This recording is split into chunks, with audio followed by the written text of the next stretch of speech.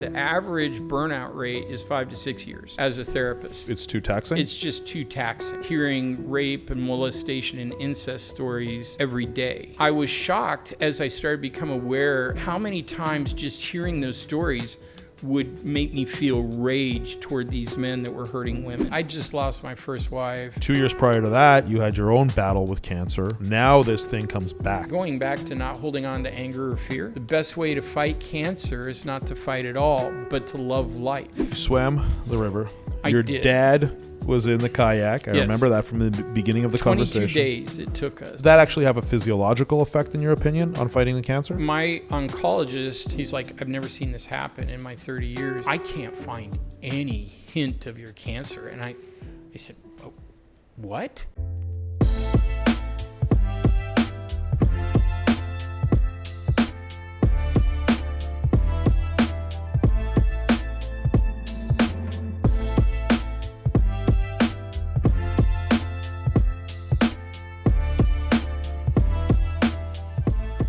Welcome back to Rise Podcast, Life Stories of Accomplished Individuals.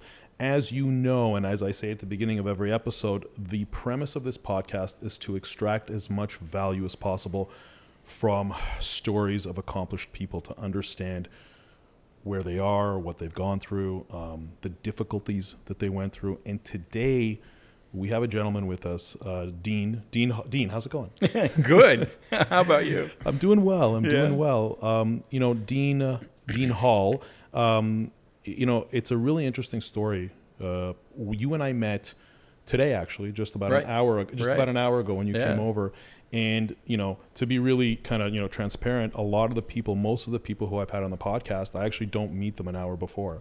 Oh, really? Yeah, I don't because it's usually people who I meet through, like socializing or people I've been introduced to, but we've spent some time together. We've been out together, people I've worked with in the past or whatever it may be. Mm-hmm. You were introduced by a mutual friend of ours who recommended you. And when he did, I checked you out online and I was really fascinated by your story. So listen, thank you.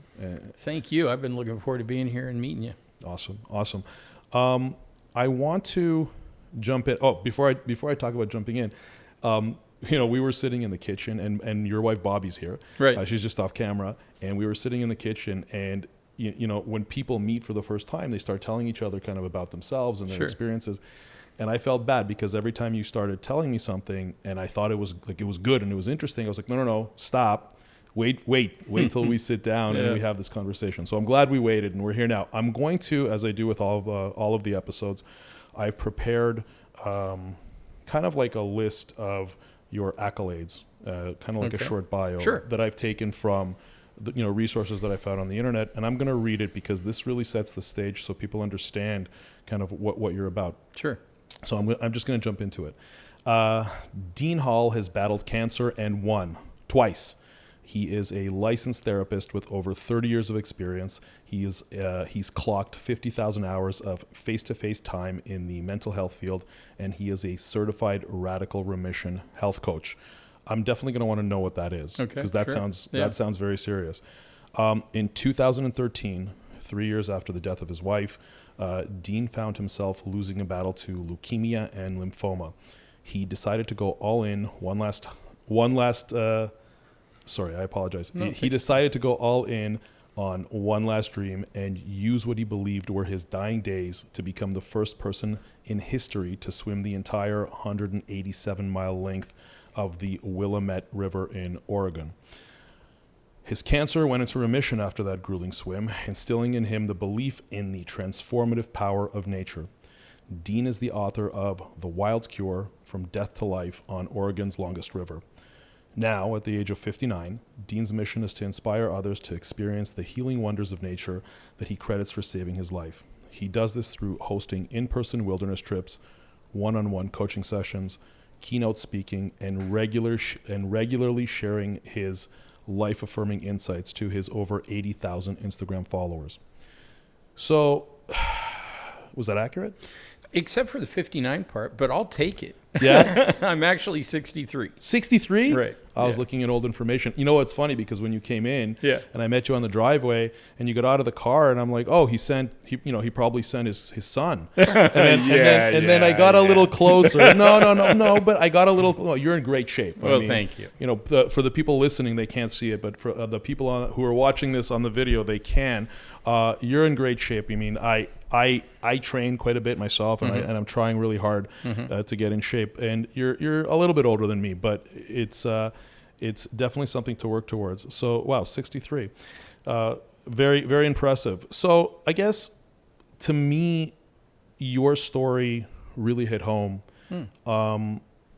Among many of the things, but especially with your battles with cancer. Right. So my grandfather died of stomach cancer. Oh gosh, sorry to hear that. Yeah. My uncle died of pancreatic cancer. Oh goodness. Yeah, and my father died of multiple myeloma. Oh wow. So kind of hearing your story and battling cancer, because I had been around for those battles. Right. You've seen it. I've seen it firsthand. And I guess what really intrigues me about you is that knowing kind of firsthand through seeing my close family members go through it and inevitably succumb to it, I see what it takes, like the toll it takes mentally on a person. And for you then to swim 187 miles in kind of what I perceived your state of mind, right, and your physical state, battling the disease must have been. So to me, I'm blown away by the type of strength and resilience that you showed in that. Thank you. In that, yeah. But I mean, before we get into that, let's kind of go back and talk about your early days. I like to start these podcasts by really understanding the early life. Sure. So I know you live in Portland. Right. Are you from Portland? Yes. Yeah, I grew up there. The son of two native Oregonians. My mom was a farm girl down in the Willamette Valley, and my dad was a city boy. But city boy is not really fair to call him that because his parents were mountain climbers, and he got my mom interested in it. And there, my sweet little Swedish mom was mixing it up with the guys going vertical in the 50s and 60s when women were supposed to wear pearls and heels and stay home. Yeah. And so going vertical, mountain climbing. Okay. Right. And for me, that was a tremendous childhood. It was just full of adventure. Every weekend, we were out hiking the Columbia River Gorge or up in the Cascades. Anytime we were either whitewater rafting or mountain climbing. Yeah. Mostly climbing because that was their great love. And so I would come home from the weekend having climbed something, at 10 or 11. The first time I climbed Mount Hood, which is the tallest mountain in Oregon. 10 or 11? I climbed it when I was 9. My first mountain was just a little kind of what I'd call a walk-up. Middle sister, I was 8 or 7. You make me want to call my kids, my one kid who's still sleeping, and then my other kid who's my 8-year-old and my 10-year-old, and I want to call them and I want to say, this man was climbing mountains at your age. What are you guys doing? Yeah, because my parents drug me up there. Yeah. And my dad was just a hard-nosed guy. He was afraid he was going to raise a wimp. And so I really credit them with some of the mindset that helped me to recover from cancer and swim the Willamette. And they were a big part of that journey even then at 79. Oh, that your parents were around? Yeah. As a matter of fact, my dad, at 79 years old, you have to, in order to swim a river, when you're swimming, you can see about 5 yards ahead and then half a mile.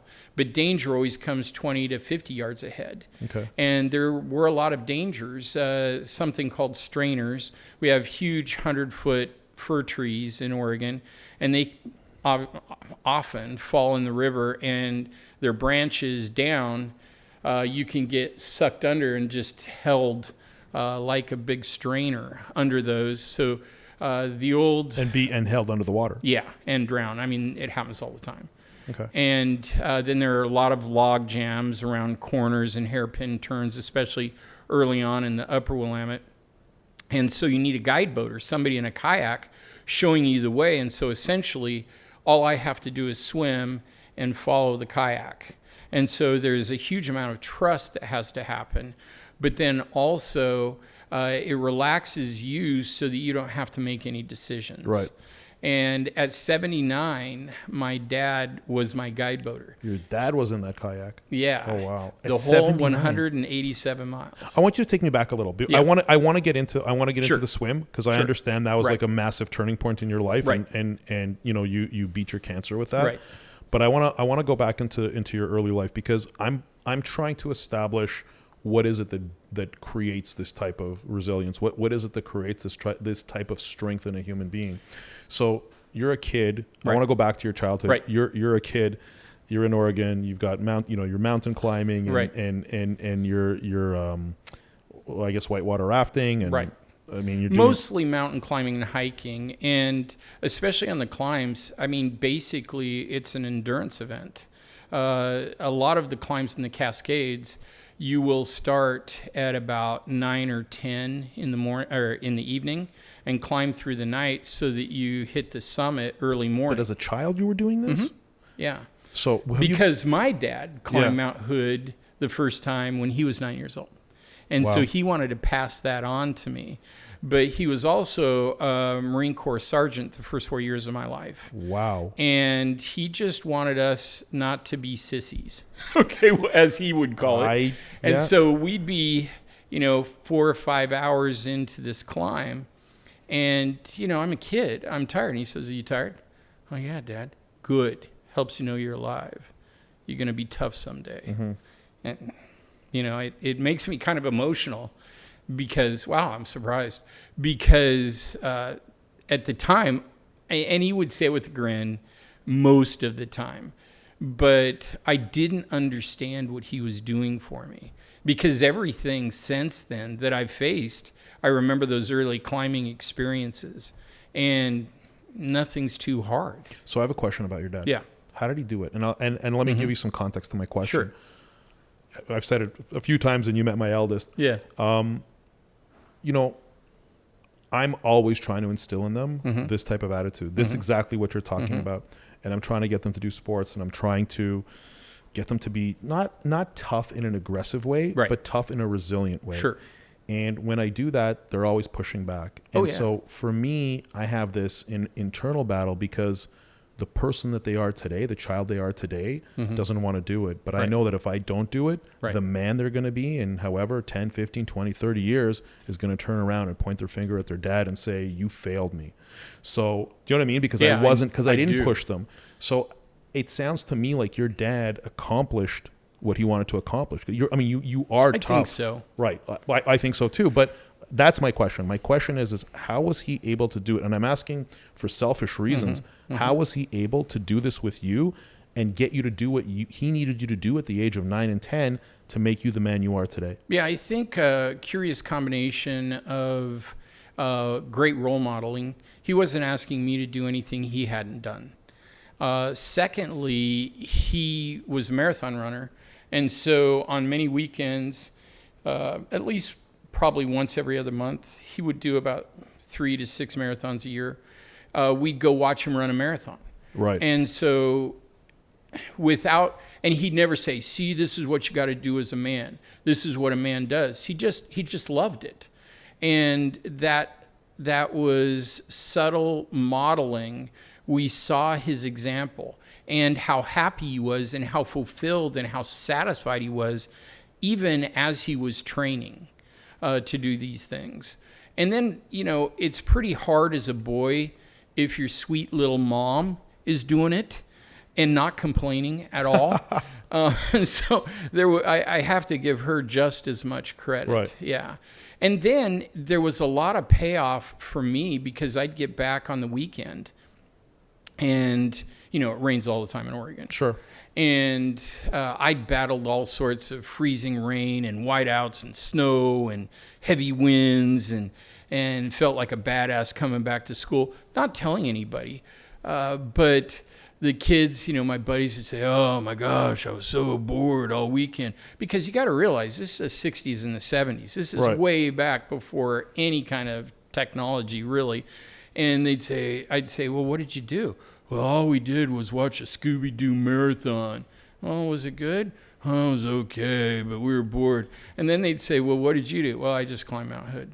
They'd be like, what? And what was their response? They'd be like, holy. Yeah. Bleep. Yeah. And either they'd think it was totally stupid because they had no idea what that meant, or they'd just be so jealous.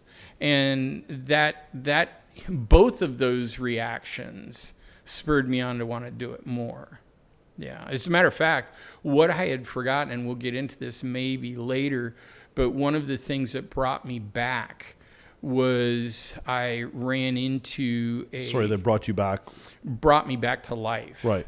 I was just praying and meditating and asking, begging for a purpose, because I knew that if I had a purpose, that through Viktor Frankl's work, Man's Search for Meaning. Have you read that one? I haven't. No. Oh, you're gonna love it. It will be like reading your diary in a lot of ways. But he found that the more you are attached to and more passionate about a purpose, the more you will be able to survive and overcome anything. And I'd helped many of my clients overcome persistent depression, suicidal feelings, anxiety, all sorts of things, trauma, by getting locked into a purpose. And the odd thing that I found is that purpose didn't have to make sense to anyone else. They just had to be passionate about it. And the more passionate they were about it, the more strength it gave them to overcome whatever battle they had. I typically like to stick to chronological. Okay. No. I'm not saying it in a negative way. I'm saying I typically do, but I want to jump into something as you're telling me this, sure, and I'm processing it. I want to jump into something that I think is kind of, I don't want to say more important because I want to learn more about your life, but I want to jump into something. You've faced death twice that I know of. That you know of. 4 times, actually. What were the other 2 times? I almost died from pneumonia in 2008 because my immune system was so suppressed. And then I almost died from leukemia in 2013. I was losing my battle. That was one of the times. Those were 2 times.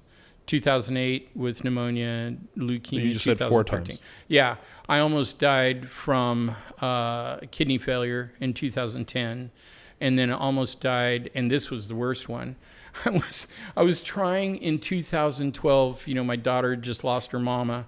In 2010, a brain cancer. Yes. And I was not doing well with my leukemia. And so I wanted, my daughter at that time was 19, and she was so scared that I was going to die. And so I wanted to prove to her that I was strong. So I swam across a fairly large man-made lake in Oklahoma, not knowing it was just a stinking petri dish of bacteria. And unbeknownst to me, I swam through blue-green algae, and I wasn't wearing a nose plug, and the blue-green algae got up my nose, and I didn't know that there is just a very thin semi-permeable boundary between your nasal passages and your brain. Right. It went straight to my brain, and I got viral meningitis, woke up in the hospital after 38 hours of being out. And they didn't think I'd make it. They called my parents and everything. My poor daughter was by herself at the hospital. But I came out of it. And that was the worst time. I lost 60 pounds in 6 days. And I woke up looking like a different person, having lost that 60 pounds, with lesions and scabs all over my body. And I thought, what the hell has happened to my life? It's so of the 4 times that you came close to dying, 3 of the times you were conscious of it. Like, it sounds to me like that one time you passed out, you were out for 6 days, so you weren't really conscious of the fact that you were fighting for your life. But of the 3 times that you were conscious of the fact, I guess to me, I'm trying to understand, like, what goes through a person's mind when they're looking at the end of their life, not relatively, but young, knowing that they've got so much, so many other things. Like the first time that you had cancer and were you given a diagnosis that it's, you had a certain amount of time? Right. Yes, I was, because the first time I was diagnosed with leukemia, it was 3 days before Christmas in 2006. And it's a funny story. I don't know that we want to take time for it. I don't know. It doesn't sound like it would be a funny story. Well, I was only diagnosed and only found out because I was going in for a total knee replacement. Right. And they did the blood work. And the nurse called me up and said, hey, your blood work came back bad. You got to understand, I'd never been sick in my life. Not really. I'd always been super healthy. This was in 2006. Mm-hmm. Yeah. And I had taught in this community for 20 years, and a lot of the kids that I had taught were now growing up and taking low-level positions, many of them working in the hospital as techs. Yeah. And so when they told me it came back bad, it never occurred to me she was telling me my blood was bad. I thought one of my ex-students, maybe I hadn't taught them well enough and they'd fouled the test. Right. So I said, hey, don't get anybody in trouble. It's okay. She's like, what? And I said, hey, it's all right. I'll come back in. But, don't fire anybody over this. She's like, huh? And I said, no, please make sure it's all right. And she's like, yeah, just come back in. And so I did. And even the second time they're doing the blood draw, it still hasn't occurred to me that something's wrong with me. And then they did it, and then my doctor came over to my office, and he's like, Dean, sit down, I got some bad news. And they found both acute features of acute and chronic leukemia. He and the oncologist said they'd never even heard of this, and the numbers were very aggressive and progressing rapidly. And they gave me about 6 weeks if something didn't change. 6 weeks? Yeah. And my daughter was 14 at the time. And so I don't know if you've been around 14-year-old little girls, but they need their dads. Yeah, I can imagine. Well, your wife was still, Yeah, in 2006, she had another 4 years. She passed in 2010. Okay, so in 2006, you get this diagnosis. Right. You've got a 14-year-old daughter. You've got your wife. Right. I don't know. It's hard for me to even formulate the question, but like when you're sitting in the doctor's office and he's telling you this, and you're a tough guy, like you've been climbing mountains since you were 8 years old. Right.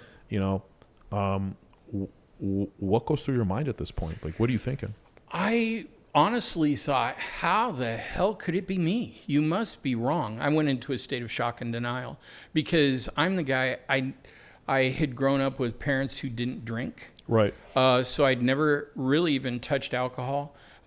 Never smoked pot, never taken drugs, never smoked cigarettes, always eaten well, done a lot of triathlons, played soccer at college, always stayed fit.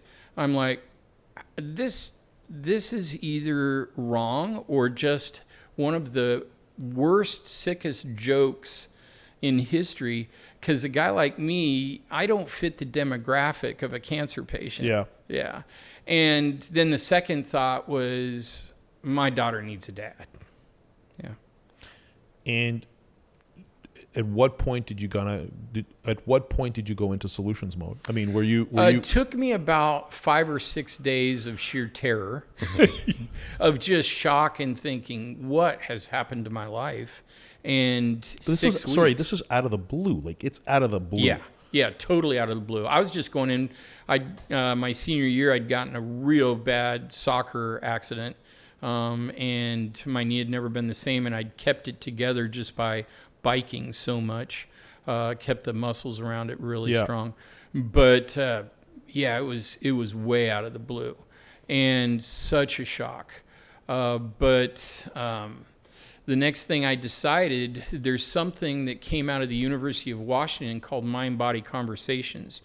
They found with brain cancer folks that if they would get them in a hypnotic or meditative state and ask them, do you have a tumor, yes or no? Is it malignant, yes or no? And then they'd even ask them to map where in the brain it is. Yeah, and then they would take these, put them in a sealed envelope, give them to the MRI technician. The MRI technician wouldn't see those, but he would fill out the same questions. And 80% of the time, they were spot on. And so one of the researchers from that found that it's not specific, of course, to brain tumors, that we have what's called a body wisdom or a body knowledge intuitively. And I'd been meditating just about every day using mindfulness meditation mostly. Sorry, this is before the diagnosis or as a result of the diagnosis? What is the meditation? Yeah. Or I mean, I'd been a therapist for a long time. That's the other thing. I want to get into that too, because And I started meditating. I made a commitment to really get serious about meditating every day for the rest of my life in October 2000. So by this time, I'd had about 6 years of meditation practice. And it had really benefited my life and kind of super fueled my intuition, my awareness, and settled all those frantic ADD thoughts. Because if they would have had ADD, Gary, when I was a kid, I would have been heavily medicated. Right. Had a funny conversation with my mom not too long ago. I said, Mom, do you think I was ADD as a kid? And she just started laughing. She's like, do you even have to ask? But anyway, so I went into a time of meditation finally at about day 6. And I realized that if I ask my body, why are you here? And what can I learn? Yeah. And it said, you nurse your anger and you hold on to your fear. And that kind of shocked me because, like any red-blooded American guy, I kind of would pop off every now and then. Sure. But I wasn't some kind of rager, and I never abused my wife or anything like that. Right. And the fear thing, I mean, I'm the guy that climbed the tallest mountain in Oregon at 9. So that didn't, but then I started watching my responses to what people said or did, or even watching responses, because by that time I was specializing in sexual trauma and hearing rape and molestation and incest stories every day. And I was shocked as I started to become aware of my interior world, and especially looking for anger or fear, how many times just hearing those stories would make me feel rage toward these men that were hurting women or children, or fear that my daughter and wife weren't safe, or fear of whatever. Yeah. And so I started noticing how much I held on to those things. And then I went back a week later and asked my body, if I'm willing to let those go, will I heal? And it said, well, we'll see, but yeah. And so that was initially my main focus. Is getting rid of that anger. And fear. Right. Right. Not holding on to either one of them ever. Yeah. And so you're making the connection between your state of mind, your kind of long-term state of mind, my chronically held emotional states, due to your work and meeting with patients, or just life. I noticed I could be having a conversation with a buddy, and he'd say something that pissed me off that I'd never tell him about, but I'd watch my body clutch, and then me kind of ease through it, or sometimes say something to him, but not nearly what I wanted to say. So you have the belief that disease is. Okay, hold on a second. Sure. Let me formulate my question. My question is that do you believe? Because it makes sense to me actually. Do you believe that by harboring negativity, fear, anger, you create almost like a petri dish for disease in your body? Most certainly. But it's really important, Gary, that I highlight that that's not the only thing that creates cancer. I understand. For me, I think, and I can only speak personally, for me, I think it was a huge component. But I think there are two main components for most of us. One, you just land someplace that's so polluted you get poisoned, or by your lifestyle you're just ingesting or wearing poisonous stuff. And that poison then poisons your mind or body, and you get sick and get cancer and die. The other is, that's kind of an outside-in approach. The other's inside-out approach, more like what we were just discussing. Right. And with my wife, she was a little Kansas farm girl, and one of her funniest stories, until it wasn't funny, was that her uncle, who had this huge wheat farm, would send her and her cousin out to hold the flags to call in the crop dusters, and the crop dusters would fly right over them with DDT, and they'd end up white because they'd be sprayed, and then they'd have to, and many times they'd just go play then and play like they were snowmen. And they thought that was funny, but looking back on it now, that wasn't so funny. Yeah.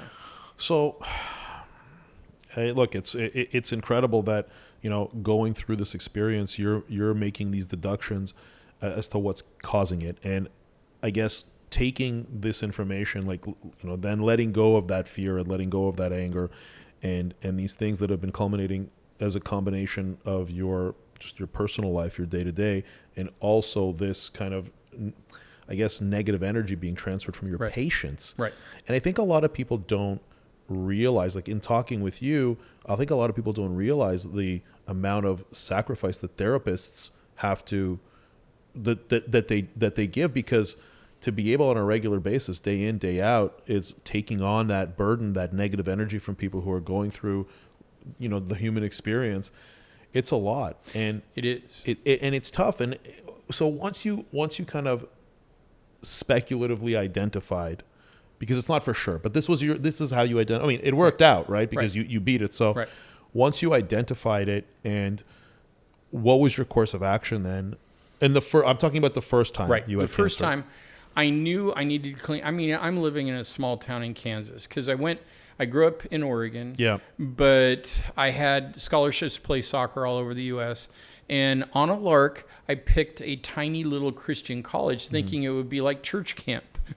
It wasn't. But I met my first wife there. And she was this cute, funny little Kansas farm girl. Sorry, this was your wife who passed in 2010. Yeah, Mary. And she told me, you came out here. I didn't go out there. I love you, but if you want to be married to me, you're going to have to make the promise that you'll always live in Kansas for the rest of your life. Okay. And so I went home, and looking back now, that's a terrible way to start a relationship. The power dynamic is horrible. I agree. But I was, 20 years old. So what did I know? And in love. Yeah, totally. And so I went back and made that promise, and I told all my friends. I kind of knew a little bit about what I was doing because jokingly, I told my friends I was putting myself in exile for love. Because exile for love, I like that. Because a mountain boy living in the plains of Kansas and a city boy going to live in a town of 13,000, that's exile. Yeah. And so I didn't really know the promise I was making there. But I lost what the question was. What was the question? Do you remember? The question was, once you had the diagnosis, you kind of looked introspectively. Right. You made the deduction that this is due to the negativity. Right. This is due to the fear, the aggression, the constant kind of barrage from your patients. And I don't mean to vilify your patients by making that statement, but constantly, taking that negative energy in, that this is what caused your diagnosis. That's how you deduced it. So then my question to you is, once you made that kind of decision as to this is what it is, what was your course of action afterwards? I'd never, like I mentioned earlier, I was totally ADD. Yeah. And the benefit of being ADD is I didn't need a lot of sleep. I drove my parents crazy because, give me 3 hours, 4 hours in a night, I'm good. And I'm never going to slow down. And so that was a lot to handle for them. So then what's the connection to the course of action? I decided to sleep. To sleep? Because a lack of sleep not only ages you much more quickly, which I didn't know at the time, but it decimates your immune system. The body, to function well, needs 8 to 9 hours of sleep. Yeah. And that's, just sleep hygiene that's come out. I mean, you've probably read the soccer players now, they'll have sleep rooms. And, when they're playing a couple nights before the game, they'll be required to come log into their sleep room and sleep for 9 or 10 hours. Yeah. Yeah. And so I made the dedicated choice to force myself to sleep 8 hours a day at least. Then I cleaned up my diet because I was living in a small town in the Midwest. Everything's fried or double cooked or got gravy on it. And I decided to clean that up and try to find some good organic vegetables, which was really hard to do at the time. At the time, I mean, it's 2006, so at the time, was there, like, right now I feel we're very knowledgeable in terms of what's good and bad for your body. Do you feel that you had sufficient information in 2006 on what to eat? No, I really had to dig and really had to find as much information as I possibly could.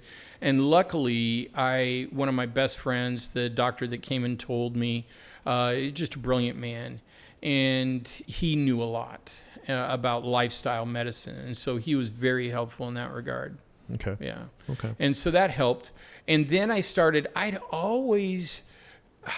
worked 2 jobs and sometimes 3, from the time I was 14 to the time I was 42. It was just what I did. And that's what because my parents, like we were talking before the podcast, they were so worried that I'd become a little pampered rich boy because they were doing pretty well. You grew up in a well-off home? Well off, not wealthy by today's standards, but by those standards, we were middle to middle upper class. And both of them came from hard working class families and were depression babies. And so just to clarify, depression meaning the Great Depression. The Great Depression. Of the they were late 20s, right? Yeah, no 30s. 30s. 29 to 38 are the actual dates. Right. They were both. My mom was born in 34, my dad 35. Like the Great Gatsby days. No, a little later. Gatsby's was in the 20s. Yeah, the sad tail end of the Great Gatsby. Yeah. Great Gatsby with a lot of dust on it. Gotcha.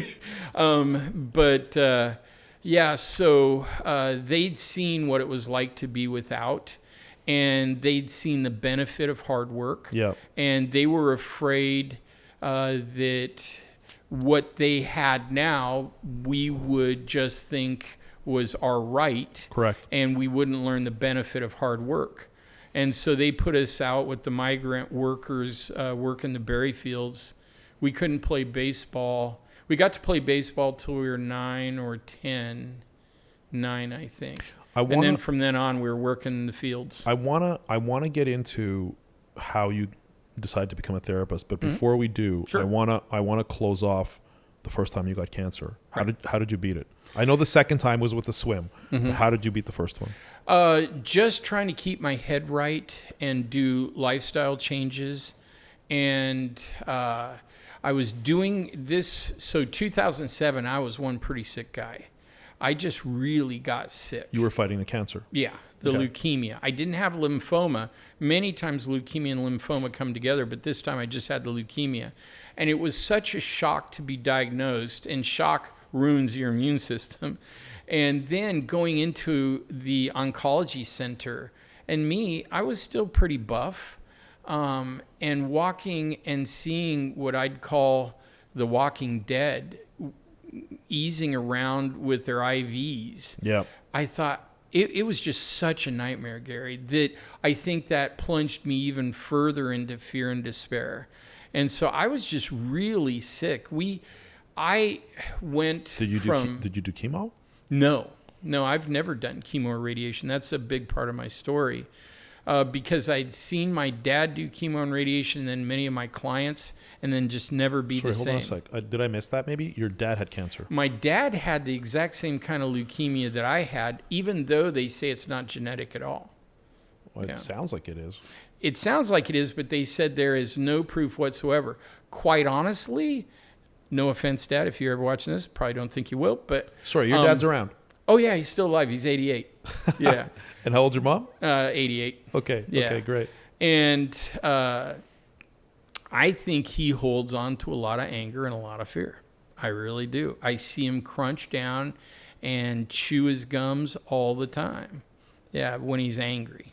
He would never, men of his generation, you would have to beat him to death before he'd tell you he was afraid of anything. Right. Yeah. And so thereby, I think he's kind of stuck in that soup. Yeah. So, I mean, eventually it went into remission? Yes. Finally, it went into...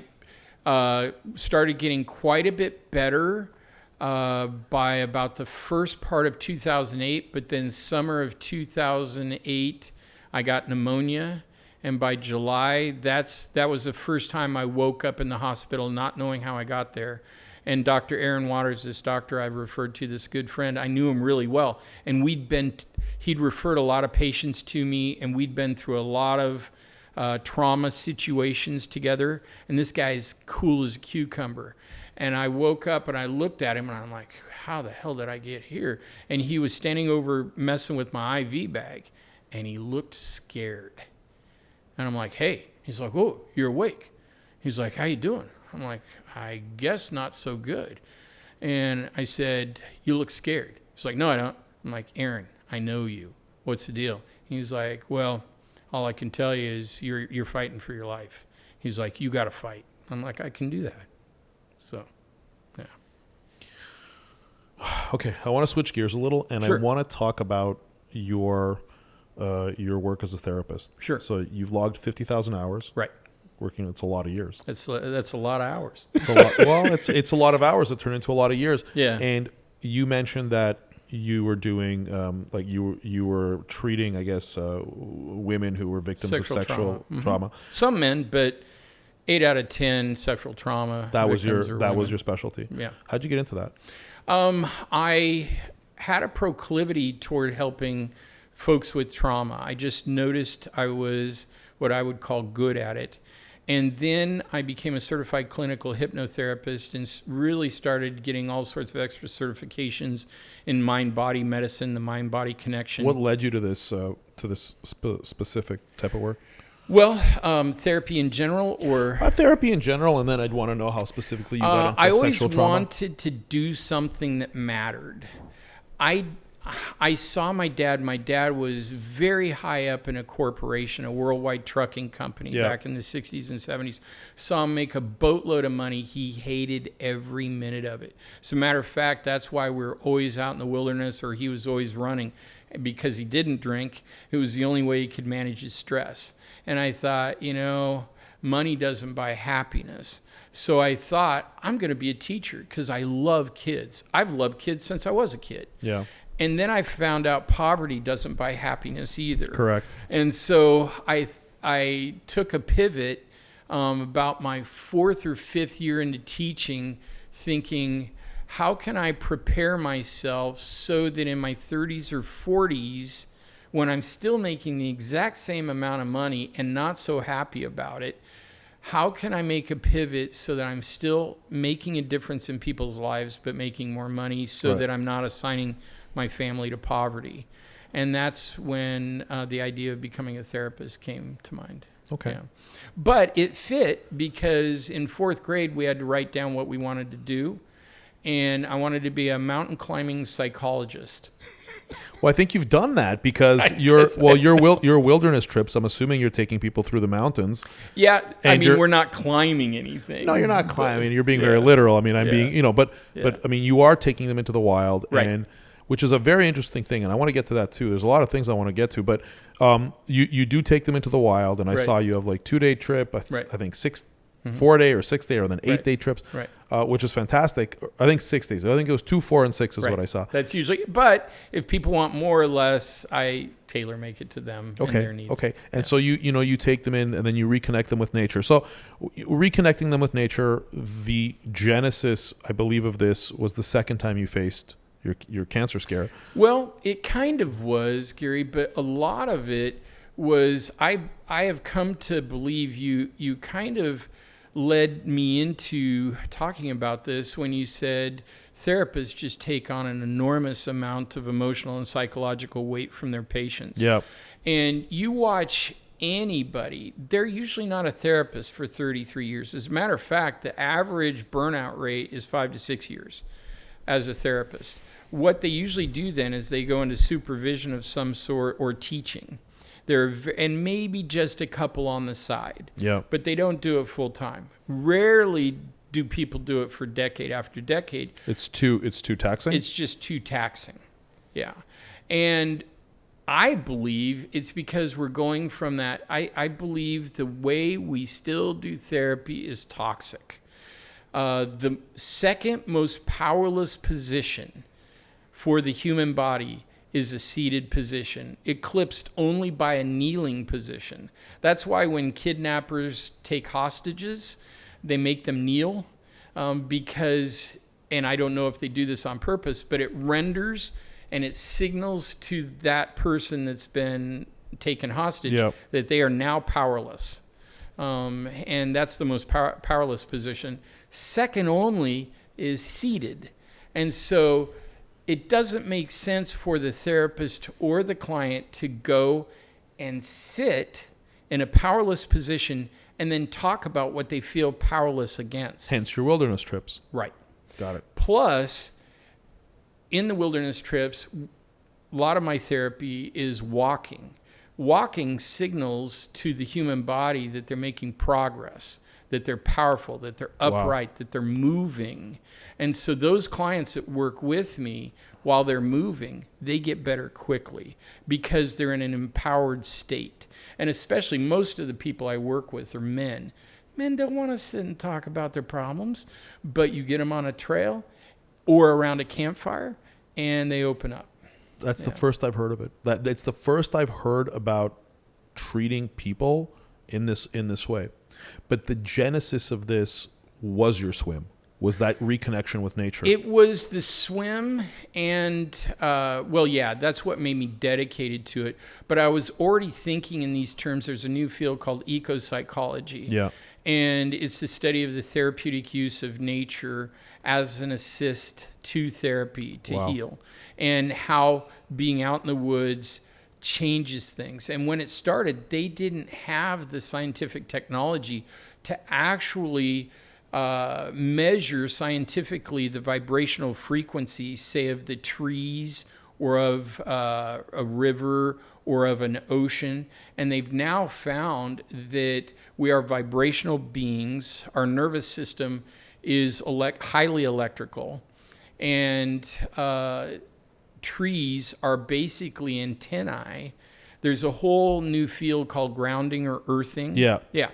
And it's that technology, that science, that research that's shown us that you get out in the forest or by a river or on a river or by an ocean particularly, you get the vibrational frequencies from the Earth's core, and within 30 minutes at least, at the most I should say, your vibrational frequencies in your mind and body, your brain chemistry is going to change. Mm-hmm. Yeah. Let's jump into the second diagnosis. Sure. What was going through your mind when you got the second diagnosis? Because you had beaten it.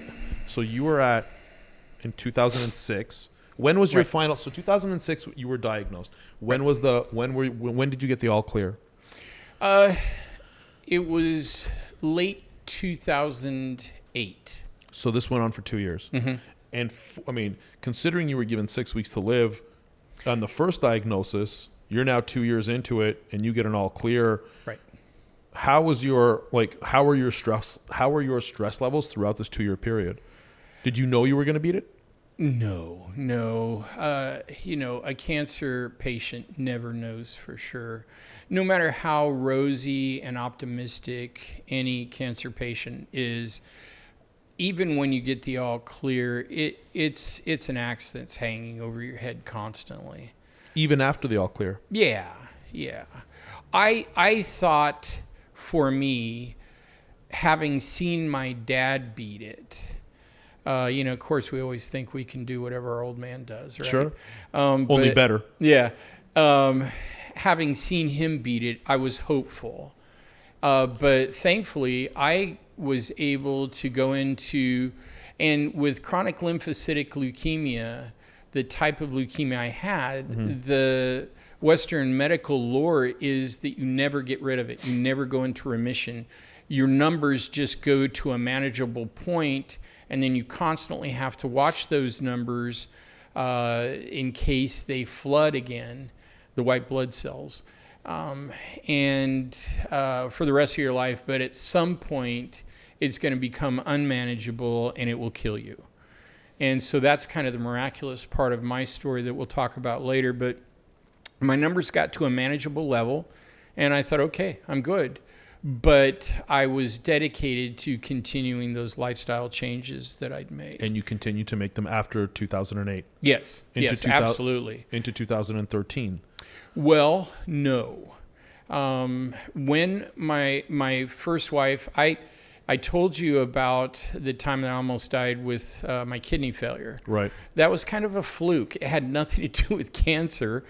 My wife was already sick. They thought she had pneumonia, and it wasn't uncommon for people in the small rural areas of Kansas and Oklahoma to get pneumonia during the summer because there's so much wheat dust in the air and pesticides, and it's so hot, so humid that it kind of is hard for your lungs to process.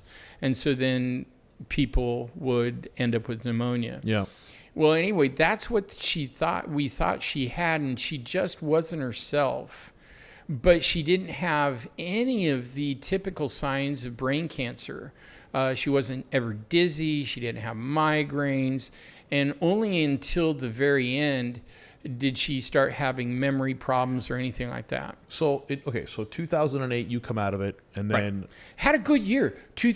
Last part of 2008 and 2009 were just roses. You were... as far as you were concerned, you were cured. You were good. And wiser for it, Gary, because I'd made these changes that I'd put off and was kind of irresponsible. You know, we all think, especially if we've been athletic, that we're somewhat immortal. And, I call it hidden pockets of pride. I had some. I knew I wasn't the smartest guy in the world, but I knew I could outwork you. I knew I wasn't the most talented athlete, but I knew I could endure more pain than you. Probably not you, but most men. Thank you for the compliment. I don't know that I deserve it, but, I read somewhere recently that exercise alone decreases the probability of diseases like cancer and a handful of others by 50%. Wow. I hadn't heard the 50%. I heard that. margin. I heard that it's 50%, and then I heard that sauna is another 18%. Yeah, and of course, we didn't know anything about that back then in the early or mid 2000s. Of course not. Of course not. Yeah. So 2008, you're back on track. You had a good year. Feeling great, feeling the wiser for it. I'd written a book by this time. I wanted to get on that time of having cancer. I was so sick that there were times I couldn't even get up. So it gave me a lot of time to think. Okay. And I thought, banging my head against the wall with these folks who suffered such trauma, I'd heard firsthand and seen firsthand the results of that kind of trauma. I wanted to get on the front side of that trauma and teach girls how to avoid date rape. Because date rape is 80%. Sorry, you were making a connection between your personal trauma and the... No, my personal trauma gave me the time to think about what I wanted to do with the rest of my life. And you wanted to help young women. Yes, because I worked with so many of them. And I wanted to get on the front side of this thing so that they weren't all being subjected to rape and sexual trauma. And so I worked with a college for a year and interviewed hundreds of college girls about their dating practices. Well, the nice thing for me is I'd lived in this small community for years and years. They knew me, and they just opened their doors wide open. A lot of the girls that were going to this little community college had me as a teacher, so they knew me and were willing to introduce me to those girls that didn't know me. And so these girls were very frank, and it was very easy to see why so many of them were susceptible to rape. Thankfully, I think the dating practices have changed, but late 90s, early 2000s, the dating practices were they would hang out until they hook up. Right. Okay. Well, by this time, they're drunk. They're not making good decisions. And if you think about most college parties, everybody's drinking.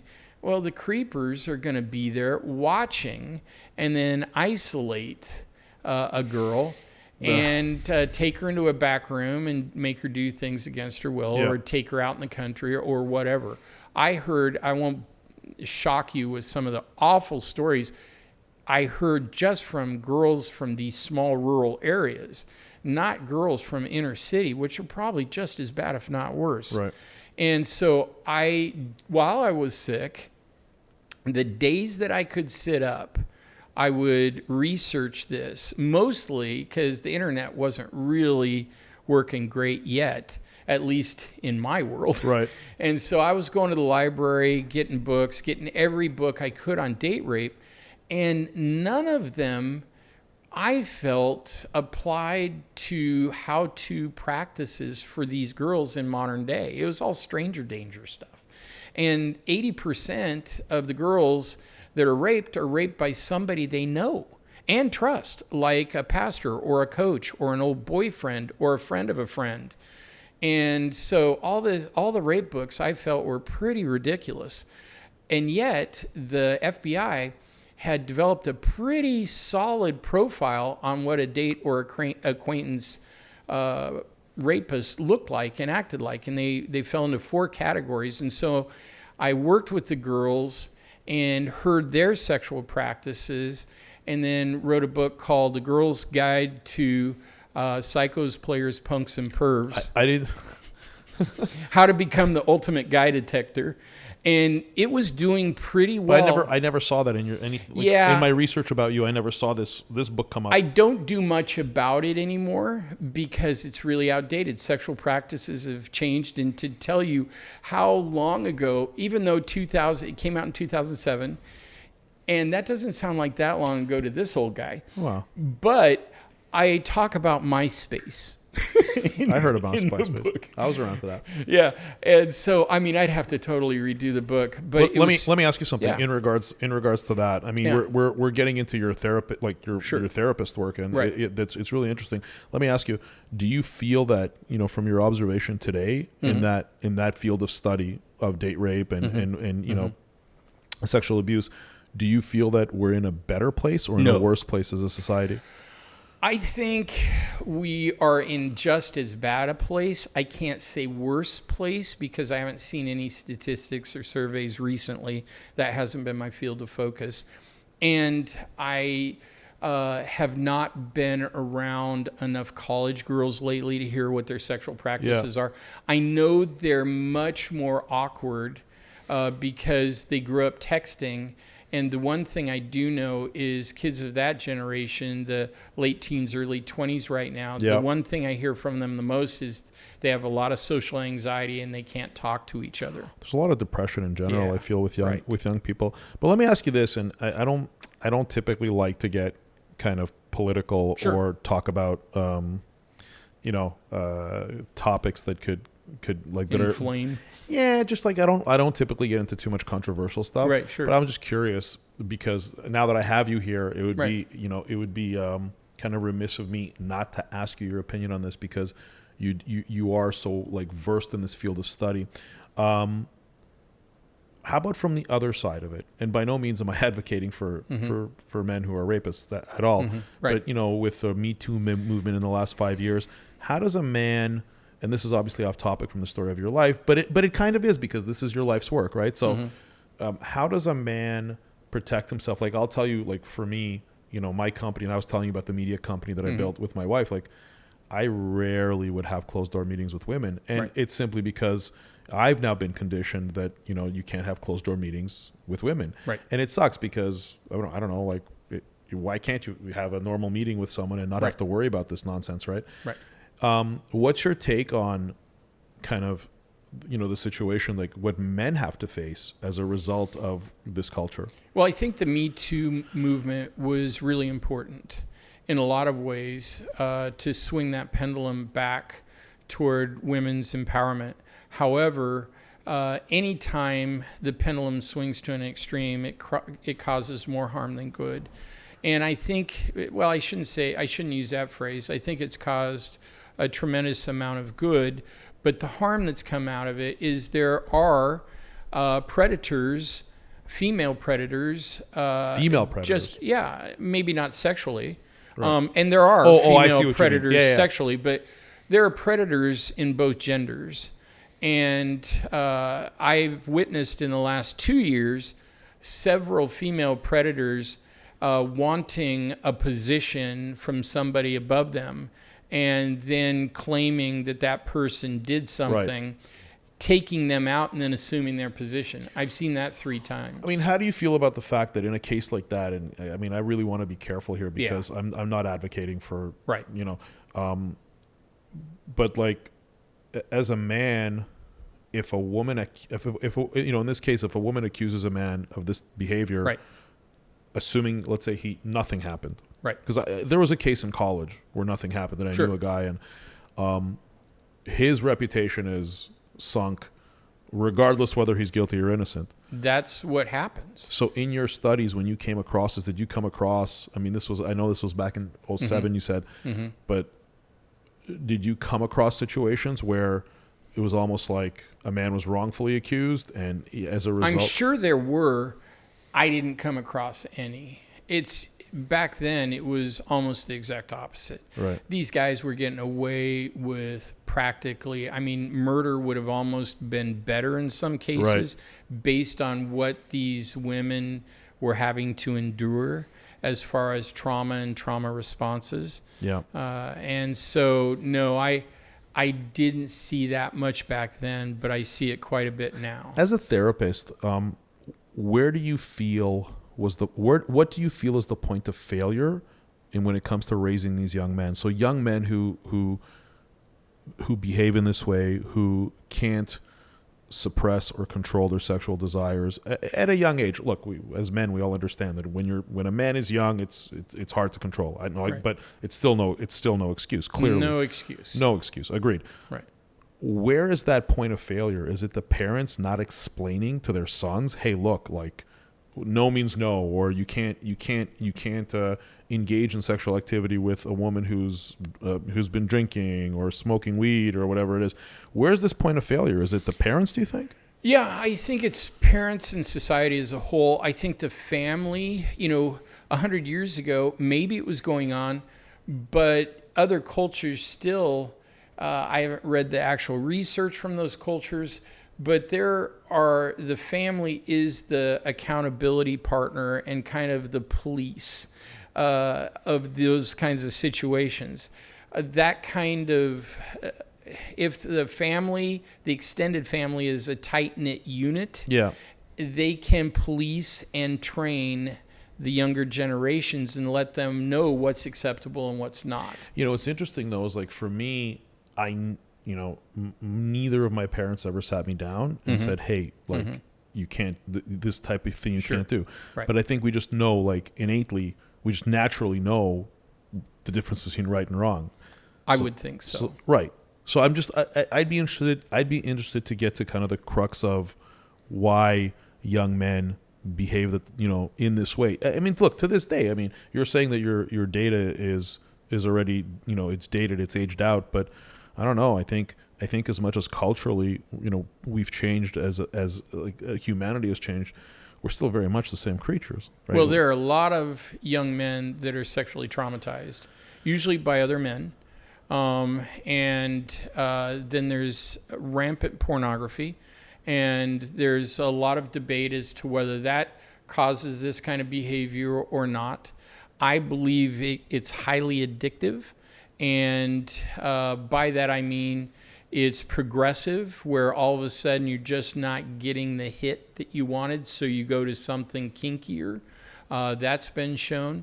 But I think a lot of it has to do with the modeling in the family, particularly the men in the family. Right. I remember, thankfully, my dad was very respectful of my mom, and very clear as to what was right and what was wrong. That's a good point. But a lot of men aren't. And there were, back in the 60s and 70s, being lecherous and a philanderer was almost a feather in your cap. Yeah. And that kind of social currency leads to acting out. Right. Yeah. That makes a lot of sense. Okay. Yeah. I want to go back to your story. Okay, because you know what? No, I feel like I could do like a whole episode with you about just the results of your work. And, sure. Just, happy to anytime. Yeah, I know, because like it's really fascinating because of the amount of experience you have, like those 50,000 hours, with the therapy, and specifically on that topic, because I've never even heard of someone, and I'm sure there are people who do this, but I've never heard even of someone who specifically is in this field and studies this field, of sexual abuse, and specifically, from women. Hollywood's come along, and there have been, many movies kind of depicting this scene where, a young woman has gone to a party and, but it's I think it's a really interesting topic of conversation. And I think that eventually my hope is that society will find some kind of almost like a solution to this. Well, I did find one, and I even tested it, and I was starting to work with Mothers Against Drunk Driving. Yeah. I called it a DD+, because the sad thing for the DD, the designated driver, is they would get these poor little girls' bodies home, but they may have been raped in the process. So the body went home, but the mind's obliterated, and maybe even the spirit. So plus stood for person looking for unsafe situations. And we tried a couple different iterations. I got the biggest, meanest looking football player to go in and act as a bodyguard for 4 different girls during a party. And when guys got drunk, they would even push against this guy that could just flick a finger and kill him. Yeah. But then I got this little loudmouth Puerto Rican girl, and she kept him at bay.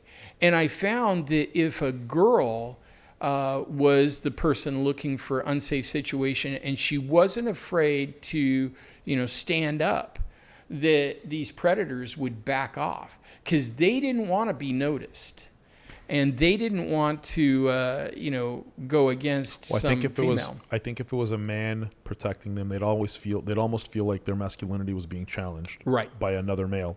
I think that's a big part of it. I think that's where that aggression may have come through. Right. Whereas they're still, even though they may be sexual predators, there's still something about like hitting a girl, right? Even that's a line that, is crossed in society. And maybe they don't care about that, but they don't want to be seen doing it. Right. Yeah. Because it's emasculating. Right. Right. And then all of a sudden they're going to be noticed. And these guys like to stay under, anybody's notice. They want to stay under the wire. I know you're working on a lot of things, right? But I think you may want to revisit this and revise your data on this, and maybe, because I think this is the fact that I've now gone. We've been talking about this for a little bit now, right? And it's not the premise of this podcast, but I do feel, and I'm doing it consciously. Like I'm doing it on purpose because I do feel like it's such a supremely relevant topic. I have 3 boys, but I still have to worry about it. I have to worry about their behavior, and I have to keep them under control. But my hope is that, growing up, seeing, like, I'm very conscious of showing a lot of affection to my wife in front of them. So they understand how, like, they have to respect women and girls and females in general. Sure. So in any case, okay, I want to move on. Sure. It's a fascinating topic, but I do want to move on. I want to talk about kind of, of the research that I've done about you, a lot of your big turning point was the second cancer scare. Yeah. And that was in 2013. And you got it in your response to now being diagnosed the second time with cancer. And was it a different type of cancer, or was it the same one that came back? But then it brought with it lymphoma, right? Non-Hodgkin's small cell lymphoma. How much time were you given this time around? They didn't give me anything at that time. They just said, boy, this is progressing quickly. You're going to have to start managing it like you did last time. But I just lost my first wife 15 days before our 30th anniversary. How the hell do you live through something like that? How do you live through? Well, Gary. How do you? Well, no, but like, look, you seem like a very happy, well-adjusted person right now, right? But in order to get to that, and I guess that's one of the underlying things in this, that I'm trying to get to in these conversations, is how the hell do you get past this? So first, I want to outline what the situation is. It's 2013. Sure. You are 3 years after your wife passes. Okay. Your daughter is now 17. She is at this time 21. Sorry, she's 21. She's still a young woman. She still needs her dad. Oh, yeah. Yeah. Going through college. You lost your wife 3 years prior. Right. 2 years prior to that, you had your own battle with cancer. Right. Now this thing comes back. Yeah. And now it's coming back with a vengeance. And it didn't surprise me. Really? Not at all. Because I was devastated. I didn't know who I was. The grief was so intense. I'd never really cried much in my life. And every night as I would go to bed, I would start crying and sometimes cry for hours. You're making a connection. I want to point this out. Mm-hmm. You're again making the connection and between fear, anger, just negativity in general of your wife passing. You're making that connection back to your cancer coming back. Right. Well, I mean, there's huge amounts of research that shows persistent and deep grief ruins the immune system. And, you need a good immune system to keep cancer at bay. Because we all have cancer cells. Yes, we do. Yeah. And I had more than my share. And so it didn't surprise me at all because I just was devastated. And being so devastated, I thought, what the hell? And so I did all sorts of things I'd never done before. I just started eating candy right and left. This was after, after your wife passed. Died. Yeah. I thought, you know what? Screw this. And so I just started binging. You started abusing your body. Yeah, basically. Yeah. Yeah. Short-term pleasures. Yeah, always. The candy, the sugar. Yeah.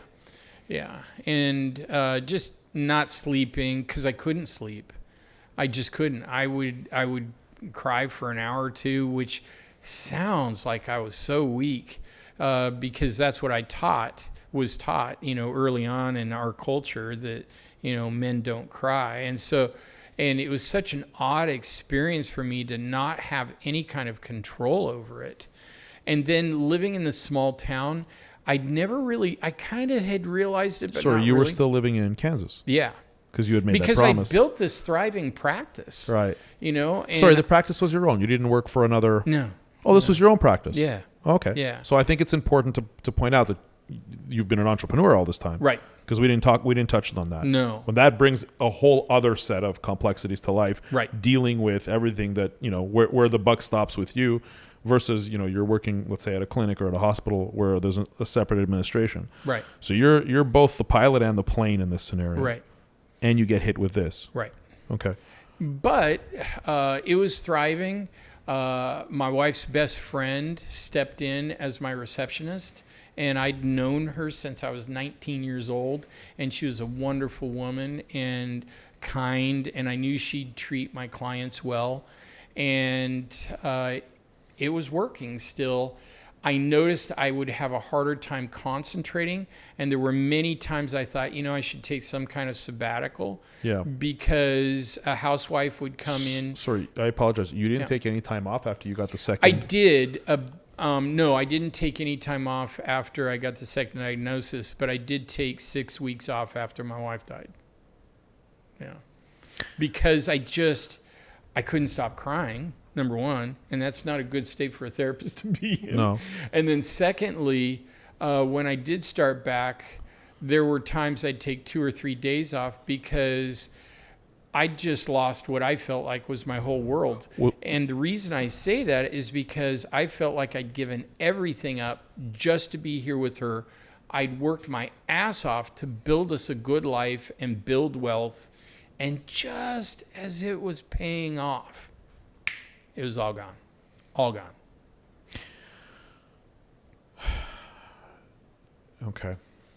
So you go back to work 6 weeks after she passes. Yeah. And I notice that many times a woman would come in and cry because her husband didn't notice she got a haircut. And I would, in my mind, think, but you can't do that. What's wrong with you? But you can't do that. I just lost my whole world. And I thought, boy, this is not a good position. I'm not being very helpful. And so that's when I decided to close my practice. Yeah, there I was going to ask you, did you feel that you were compromised professionally? Oh, you must have been. To that story, right? Unless the person had been heavily traumatized. But then I didn't feel like I had the bandwidth to handle their trauma and mine too. Correct. And so I came out to Oregon and I took my time getting my license. But then when I decided I was ready to go back after 6 months, it took me 18 months to get my license there because of bureaucratic So red this tape. is before the second diagnosis. No, this is after. I got the second diagnosis in January of 2011, and I moved out of the small town in Kansas back to Portland in August of 2012. Okay. Yeah. How did you beat the cancer the second time? Second time, I was losing my battle. And the first thing I realized as to why I was losing it is I was treating it like, all you ever hear about with cancer is the battle with cancer or the fight with cancer. And I realized I was using a totally wrong approach. I was battling or fighting and losing that fight every day. Because I didn't have the mental or emotional strength to fight, or even the physical strength to fight. And I was trying to fight like a fighter would. And it occurred to me that the best way to fight cancer is, going back to not holding on to anger or fear, the best way to fight cancer is not to fight at all, but to love life. And so I started pushing myself to love my life now. Dean, I'm sorry. I have to interject, and I'm by no means am I disagreeing with you, but you're talking about very hypothetical, spiritual, like a thesis that's not necessarily rooted in science. And I'm not discrediting it. Don't misunderstand. No, feel free to discredit me all you want. But I'm living proof that it works. No, you are living proof that it works. But I'm not equipped to credit or discredit you because I'm the furthest thing from being a professional in this field. Certainly. But let me ask you this. If you had a loved one who was facing this disease, would you, and this might be a little controversial what I say to you, and please don't take offense because it's not meant to. I won't take offense. But would you turn your back on science altogether and say you have to practice gratitude and positivity in order to beat this and be as happy as you can? Well, and you're showing me, Gary, that you haven't read the research on it. No, I have not. I have not. A huge amount of research now, and one of the things you mentioned is you wanted to hear, and we won't get into this yet, but that I'm a certified radical remission health coach. Yeah. Radical Remission is a book that a New York Times bestseller that Kelly A. Turner wrote. Yeah. And she went around the world finding people like me that went into radical or spontaneous remission and the things we have in common. And she found 9 things. And one of them is the decision to live and live fully with the life that you have and concentrate on that even more. Okay. So I have a few things here. First question. Is positivity and happiness a preventative measure for cancer? I believe so. Okay. So now I want to support your theory or fact, whatever we want to call it, right? I mentioned to you at the beginning that my grandfather, my father, and my uncle, so 2 brothers and their father, all died of cancer. Right. When I spoke with doctors about it, just as an aside, from my own, because I was concerned about myself, and they said because they were 3 distinctly different types of cancer, they're not hereditary. Right. They're, I guess, good. That's what the doctors tell me. Whether it's true or not, I don't know. One thing I can tell you, though, is that all 3 of them, they were miserable people. It's not something I typically talk about. I don't really open up about it. But they were miserable we're talking generational trauma. I had mentioned to you when we were chatting in the kitchen that I was born in 1973 in Ukraine, in the heart of the Soviet era, right? And in the heart of very oppressive communism. That's why I normally would assume you're tougher than me. Well, no, I don't know if I'm tougher than you. I mean, it wasn't mean I came to Canada when I was an infant and I lived in Canada, which is like the easiest place in the world to live. But what I can tell you is that on top of that, we're Jewish. So living as a Jew in post-World War II Soviet Ukraine, it wasn't good. I can't imagine that it would be. Oh, there were beatings all the time. Yeah. I mean, they would beat up my dad, this and that. Wow. I have a friend of mine, an old business partner of mine. I've known him most of my life. His father became a boxer simply he's Jewish, simply because he kept getting beaten up all the time. Right. And I have a lot of respect for the man, for the dad, and for the guy too. But growing up in that environment and having that kind of generational trauma, because after World War II, a lot of the people who weren't Jewish in the Ukraine, I'm kind of making a statement based on what I was told. I don't want to get into this political thing in today's situation, but a lot of people in the this was like already late 40s, 50s, 60s, and 70s. They just didn't like Jewish people because they felt that the Jewish people were the cause of Hitler's whole campaign, and he had decimated all of these former Soviet states, and so that growing up in that era where it's terrible either way, but then on top of that you're Jewish, so you're dealing with mass anti-Semitism, and that's why there was a big migration. And anyways, so that's a whole other story. Right. But my point is getting back to this topic of cancer. My grandfather had cancer. He had lived a super traumatic life. He fought in World War II. He fought and survived World War II. My mother, who thank God doesn't have cancer, she's a Holocaust survivor. She's a Holocaust survivor, which is a whole other interesting story of how she survived. Her and her family survived. My father was a Holocaust survivor. My uncle hadn't been born yet. But so they grew up in this like really tough situation. Right. And then my father and my uncle, along with my mom, they immigrated from Ukraine to Canada with like in their mid-30s with no money, little kids, didn't speak English, no connections, no nothing. So this constant trauma after trauma after trauma, I don't think it's a coincidence that all three men died of cancer. Yeah. From what you're saying, that's what I'm getting from this conversation. From what we're learning, that trauma and any kind of chronically held emotional state is very, very deleterious to health and to the immune system. And it changes even the way the mitochondria work.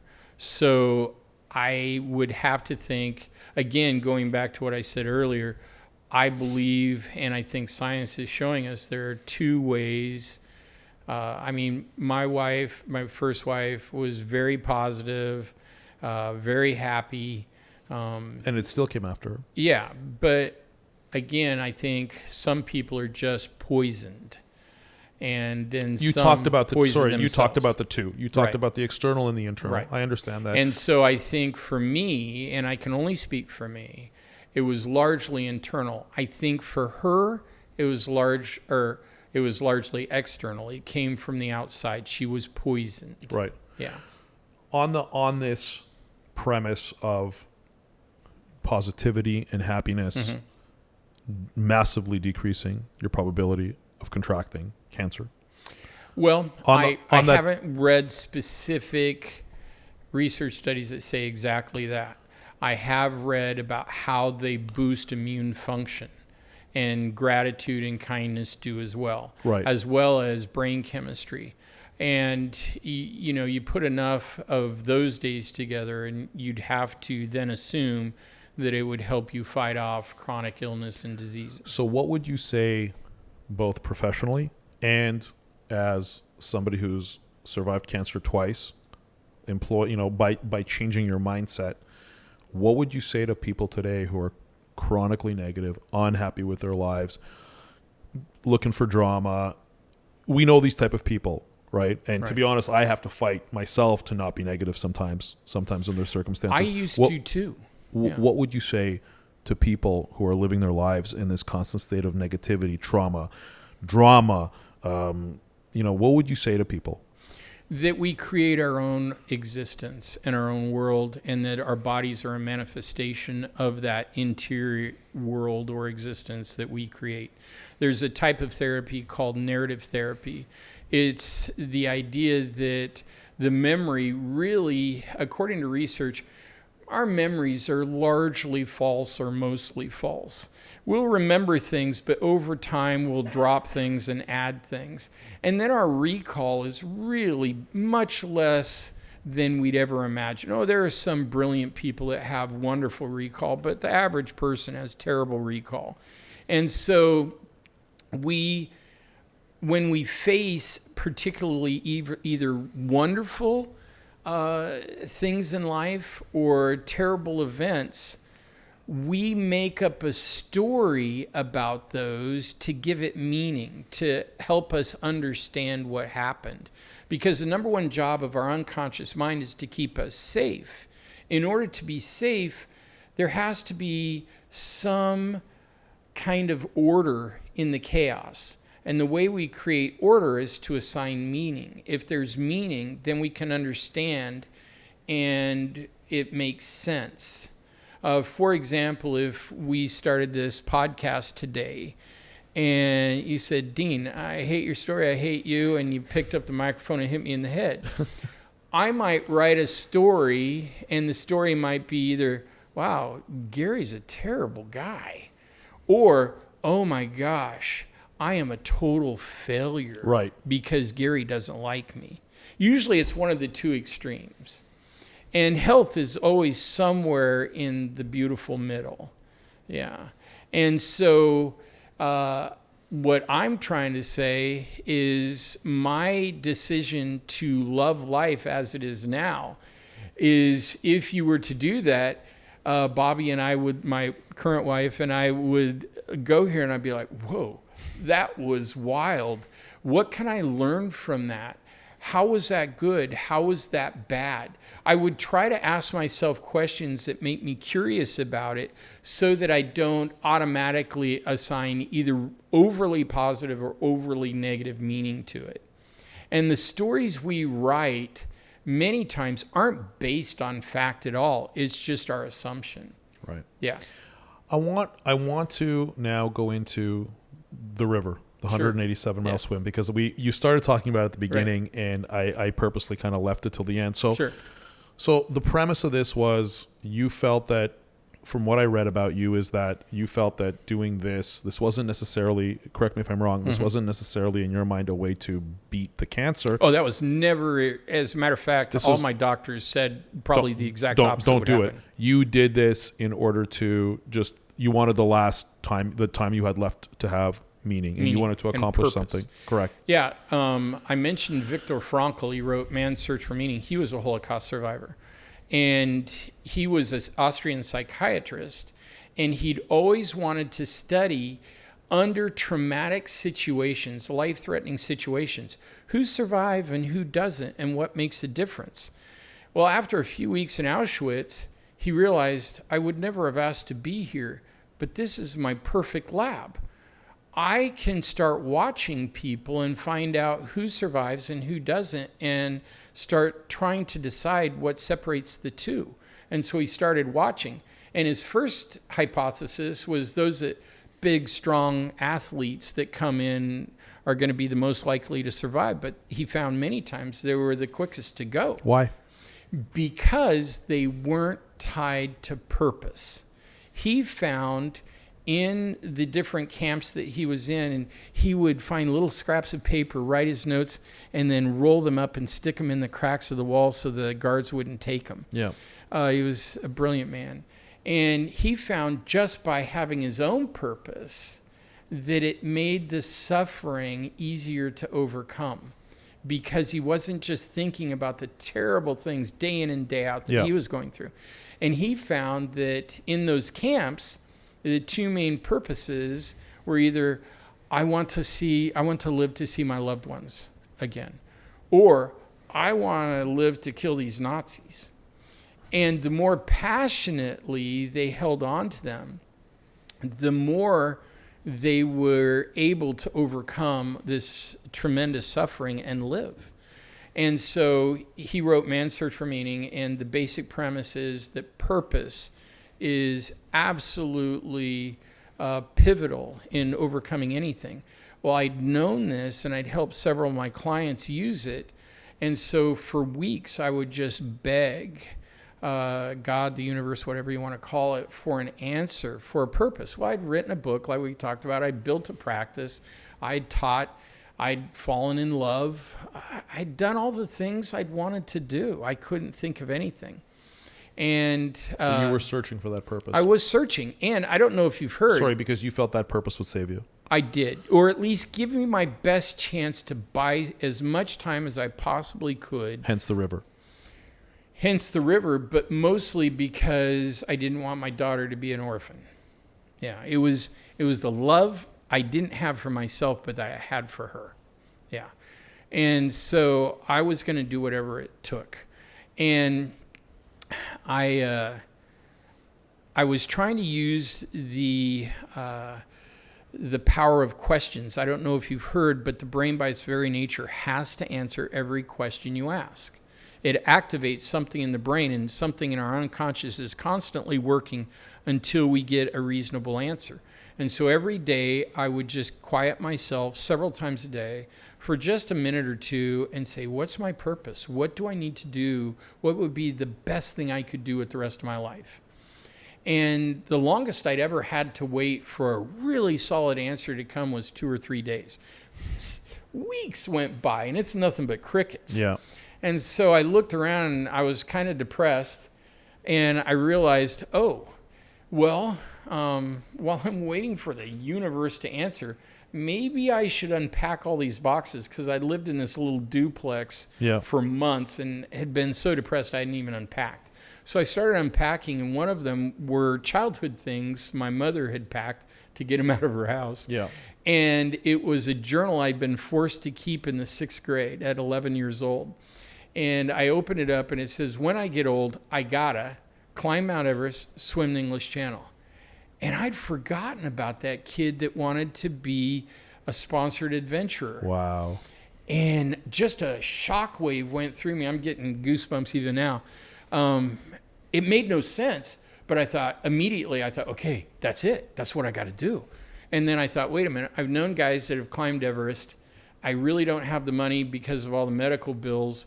And I don't think my immune system could handle altitude, but I could swim the channel. And so immediately I went to the internet and Googled active cancer patient, swim English Channel. Nothing. No active cancer patient had ever done a marathon event. Well, duh. Yeah. Because they had cancer. So I thought, I'm going to be the first active cancer patient to swim the English Channel.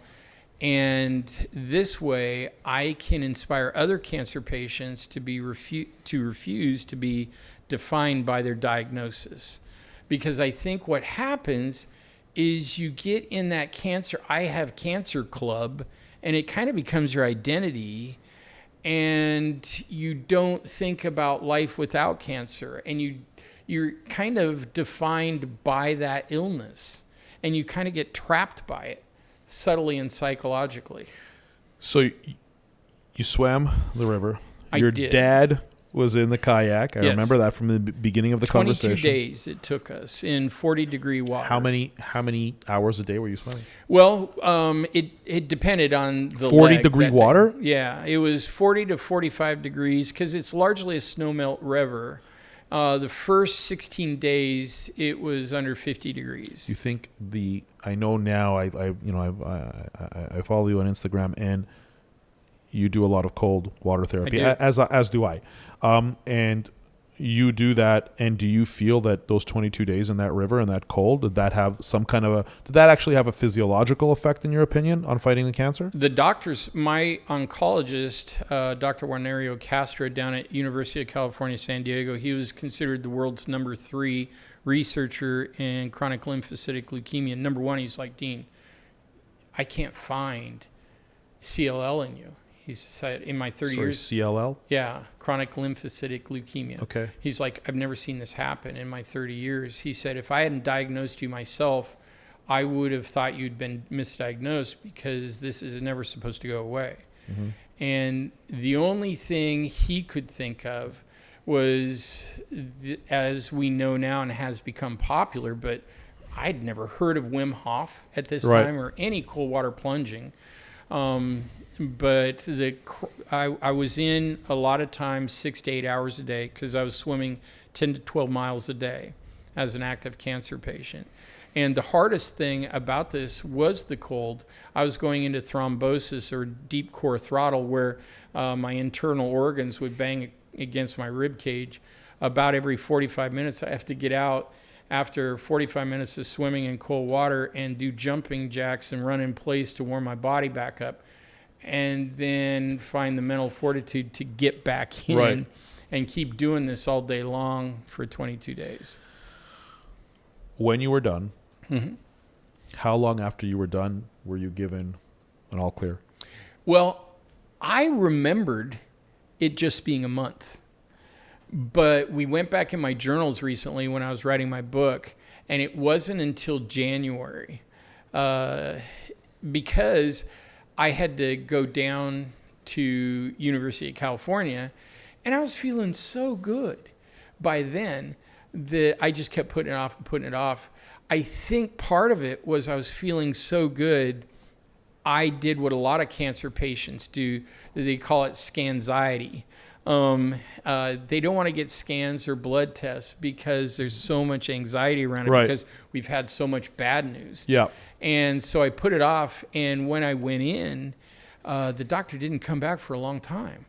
And then when he came back, he's like, I don't know how to tell you this. And I thought, oh, geez, here we go again. And he said, I can't find any hint of your cancer. And I said, oh, what? And he said, you are totally cancer-free. What? As far as leukemia. The lymphoma is still there, but your leukemia is entirely gone. I don't know how this has happened. And so it was such a shock, such a miraculous event that it both had us just almost dancing in the streets. You've attributed the second win, the second time you beat it, to nature. To the combination of chasing a big dream, having a real strong purpose other than just cancer. Yeah. Taking my focus off of cancer and onto my life and what I wanted to accomplish with the time I had left. And then the actual remission in mostly to cancer, or to remission of cancer to nature and being so heavily connected. And I didn't know about cold water immersion at the time. I didn't know there's something called the blue mind, Wallace J. Nichols. I was in water 8 to 10 hours a day for 22 days. It's the treatment of choice now for many combat veterans. And so that really helped me mentally. But then also grounding, Clinton Ober's work, electricity passes through water really well.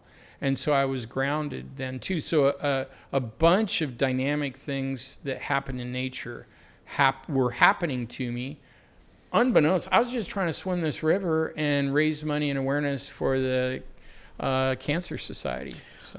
So with your years of experience as a therapist and then your real life experience with this swim and changing your mindset, concentrating on your life, you've now created, I guess, you have your own, your primary business right now, if I understand correctly, is treating people. I don't know that you treat cancer patients specifically. I work with some cancer patients. I work with some chronic illness folks, but mostly I just work with folks that are dealing with trauma or depression or anxiety. Right. And so you do. I know you do keynote speaking. Right. I know that you have your. Tell me a little bit about your wilderness trips. Yeah, well, I try to tailor make them. Okay. But mostly what I try to do, I think we are also anxious, depressed, addicted, and chronically ill because we are out of our natural habitat. And you take any animal and put them in a zoo, particularly if it's what I call a cage or box zoo, they become sick. And that's, I think, what's happened to us. As a society? As a race. Right. Yeah. And so you take people into the wilderness. I take them into the wilderness, and like we talked before, having them up and moving and in an empowered state while they're talking about their problems.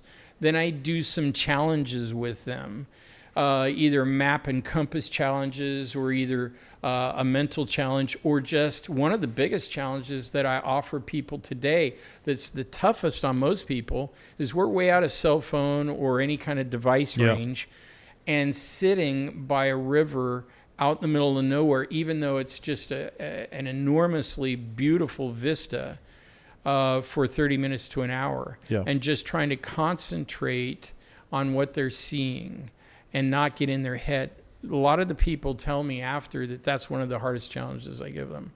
But what they all notice fits the scientific research, that you can't be out in nature, particularly a forest or by a big body of water, a natural wild waterway, without your depression or anxiety going down and you getting to a more peaceful state, usually within minutes, but definitely within 15 to 30 minutes. Yeah. It totally changes the way people think and feel. And once people notice the power of nature and their powerful reaction to it, it changes everything for them.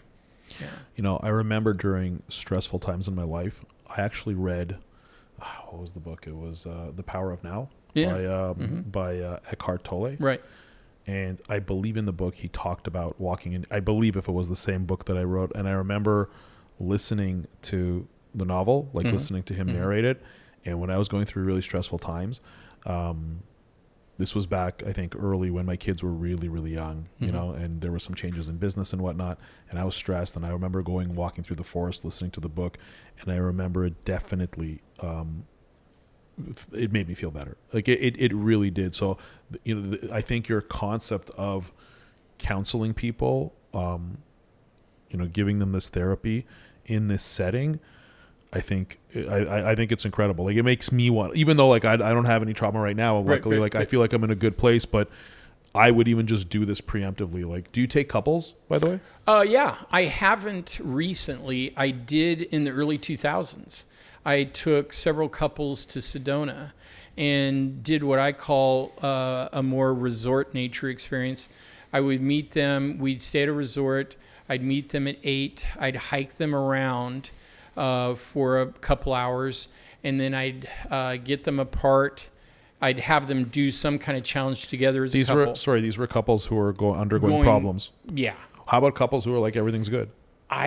Bobby and I want to start doing that because we think we have developed a really wonderful relationship by following several very specific routines that we think if other couples would challenge themselves to do and learn how to do it, they could have what we call a gold medal marriage. You know, gold medalists aren't accidental.